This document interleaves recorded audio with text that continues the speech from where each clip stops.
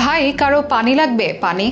শেষ নিঃশ্বাস ত্যাগের 15 মিনিট আগেও ঠিক এভাবেই পানি বিতরণ করছিলেন মীর মুগ্ধ, যার চলে যাওয়াতে শোকের ছায়া এখন গোটা দেশে। সোশ্যাল মিডিয়াতেও তাকে ঘিরে আলোচনা। তার জন্য নেটিজেনদের হাহাকার। গত 18 জুলাই প্রাণ হারানো মুগ্ধকে নিয়ে মুগ্ধতার যেন শেষ নেই, যেমন শেষ নেই আফসোসেরও। ছিলেন দারুণ মেধাবী এক ছাত্র, সাথে টপ লেভেলের ফ্রিল্যান্সার। এখনো অনেক অর্ডার পেন্ডিং তার ফ্রিল্যান্সিং অ্যাকাউন্টে। অর্ডার আছে কিন্তু মানুষটার নেই। যমজ 2 সন্তানের একজনকে হারালো তার বাবা মা। এই হাহাকার শুধু তার পরিবারের নয়, এই হাহাকার পুরো বাংলাদেশের। ভালো খেলোয়াড়, গায়ক, সংগঠক হিসেবে গত 4 বছর ধরে মুগ্ধতা ছড়িয়েছেন খুলনা বিশ্ববিদ্যালয়ের ক্যাম্পাসে। গণিতে স্নাতক শেষ করে গত মার্চে ঢাকায় আসেন। এমবিএতে ভর্তি হন বাংলাদেশ ইউনিভার্সিটি অফ প্রফেশনালসে তথা বিউপিতে। বেঁচে থাকলে সে হয়তো দেশের জন্য আরো অনেক কিছুই করতে পারত, কিন্তু সেগুলো এখন সবই অতীত। এই মানুষটি বিদায় নিয়েছে সবার হৃদয় নাড়িয়ে দিয়ে। মীর মুগ্ধকে নিয়ে আরো জানাবো বিশেষ এই প্রতিবেদনে।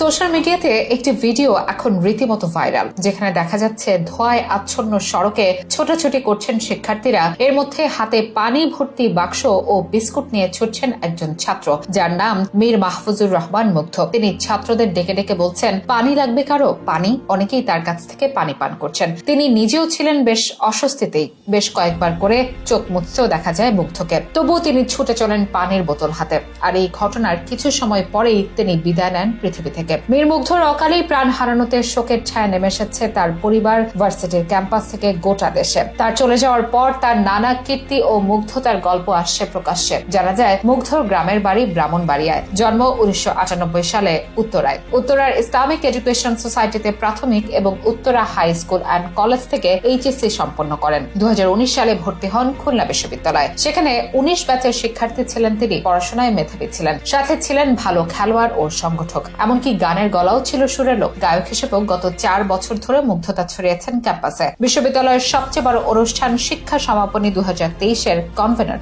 ছিলেন স্কাউট গ্রুপের ইউনিট লিডার। শ্রেষ্ঠ সংগঠক হিসেবে বাংলাদেশ স্কাউটস থেকে ন্যাশনাল সার্ভিস অ্যাওয়ার্ড পেয়েছিলেন। গণিতে স্নাতক শেষ করে গত মার্চেই ঢাকায় আসেন। এমবিএতে ভর্তি হন বাংলাদেশ ইউনিভার্সিটি অফ প্রফেশনালস তথা বিউপিতে। এসবের পাশাপাশি ফ্রিল্যান্সার হিসেবে তিনি ছিলেন সফল একজন ব্যক্তি। অনেক কাজ করেছেন অনলাইনে, মুগ্ধ করেছেন বিদেশি বায়ারদের, হয়েছেন লেভেল 2 ফ্রিল্যান্সার।